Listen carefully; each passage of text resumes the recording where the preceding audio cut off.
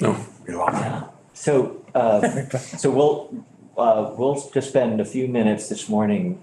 Thank you, everybody, for staying. Although I guess that's what we usually do on Fridays.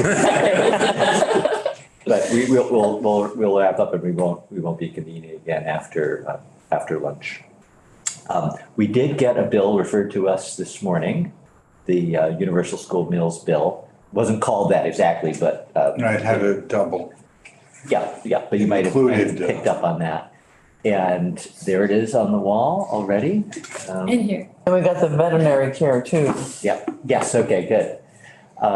So we're not gonna do anything with either of those today, but next week we have on Wednesday, it happens to be Farm to School Day in the State House. That's not something that the legislature decides, but an outside organization has declared that Farm to School Day. And so there'll be folks probably in the card room with a table set up, and there'll be lots of advocates, I imagine, in the building, and they've asked us for some time to testify. So they'll be in the morning, and they'll be talking about the programs, existing programs, so the Farm to School program, and then the local purchasing incentive that was enacted a couple of years ago that we've heard a little bit about. That was if you meet a certain threshold, I'm forgetting what it was 15%? Yeah.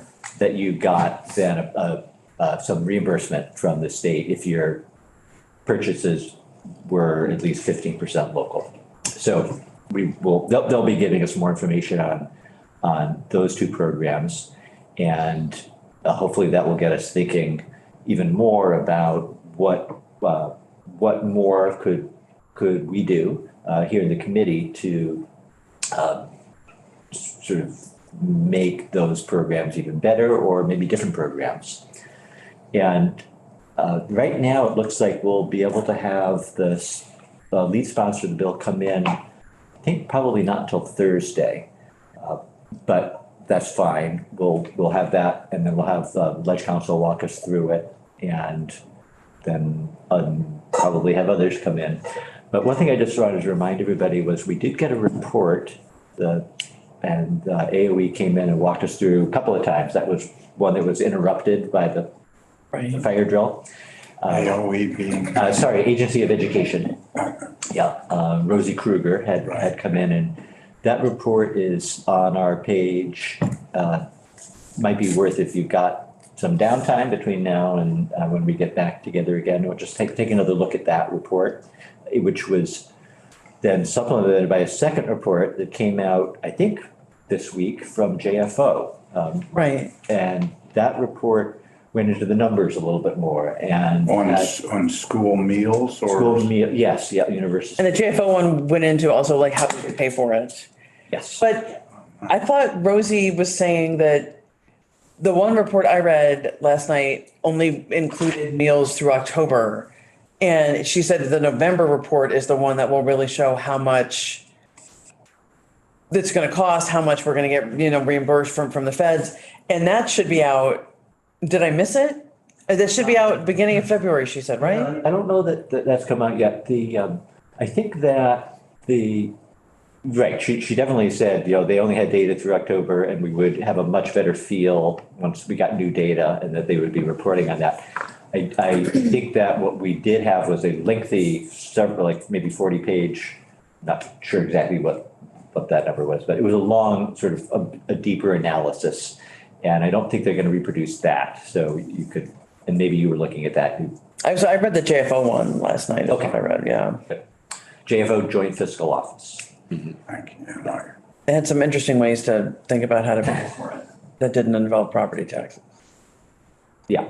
I thought was kind of cool. Multiple ways or? Sugar tax. Representative Cole. I'm curious if any folks or groups who have concerns with this particular bill have expressed interest in coming to speak with us. Of course, because we've had such, a very strong representation for those who are super supportive, and I think rightly so. But I definitely want to make sure we get those and perspectives. I think that's great. Yeah. That's a good point. No one, as far as I know, has requested time to come and testify. If anyone hears of anybody who would like to, on this topic, whatever their perspective is, you can certainly let us know. I did suggest to somebody who wanted to come in and testify next week on the farm to school piece, that we would very much like to hear from districts that are struggling to make that work. And are having trouble getting to the 15% level, to just to understand why that might be and see whether there's any if anybody has identified any trends on where this works and where it doesn't work. It's a good idea. But other than that, I mean, so there is, to be certain, the cost is an issue that will need to be, that we as a committee won't be focused on the source of the revenue, but the fact that there is an expense will need to be weighed when the House, assuming that we pass a bill out or recommend a bill, when the House takes it up. Mm-hmm. Yeah. And if somebody wants to talk about that in our committee, we'd be happy to hear that. But then other concerns too that might come up. Yeah. Representative Lipsky. On this discussion, because I have been overwhelmed by the clear message of the pro-universal meal. Within my community and other conservative folks have said, well, in this day and age, why can affluent families pay?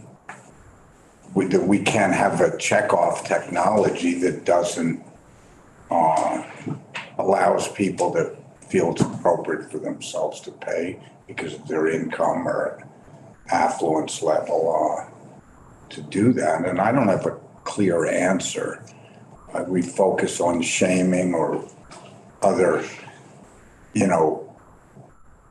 destructive behaviors within the culture of the school that are a serious problem, but are there not invisible ways that as you pass through a chow line and there's a checkoff person? Anyway, so. Yeah, I think that's that would be a good question to dig into a little bit with, I think the Agency of Education might have a perspective on that. That's. Yeah. I We can certainly ask. don't have an answer to that. Yeah. So of course it makes sense. They will, I'm sure, want to come in and testify on the bill. So that would be an opportunity. The AO. Yeah, the AOE, Agency of Education, yeah. So some of my constituents have reached out to me and said, why can't you opt out if you feel like your family can afford to pay for the meal and then just pay for the food sort of separately? And so affluent kids are paying for the meals. Not in person. And it's so all behind the scenes and everyone's still getting the same food, but some kids' families have paid for the school lunches. I'd suggest before we rather than have a discussion today about it, we should wait until we've all seen the bill. I know you have seen the bill. I have seen it. Because I think your name's on it. But so that we can go through, see exactly what's in there, get those questions, lined up, and then have the right people come in to talk about it. And then we'll, bat around the answers that we've heard and see what we think. Yeah. Good questions.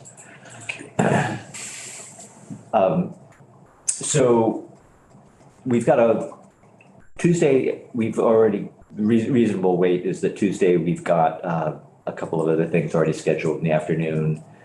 And then Wednesday, we've got the farm to school in the morning, and we want to be sure that we find a time that works for the sponsor of the bill to come in.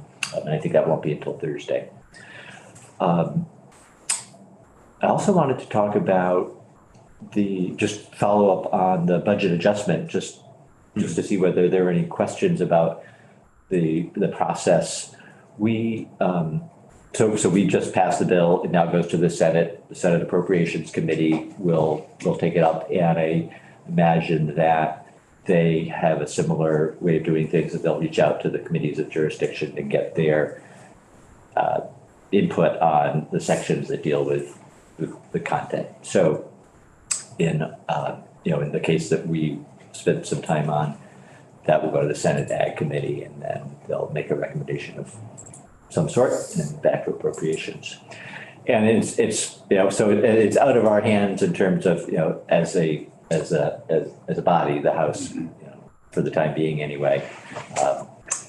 Just I was just going to ask, I thought we sort of had a plan for how to spend the 9.2 million, because when the woman was here from NOFA Vermont and she was talking about the dairy farm crisis, she gave us a pretty clear, almost a formula of how that would be applied. So I'm confused about. So let me answer that, because I know others were confused too.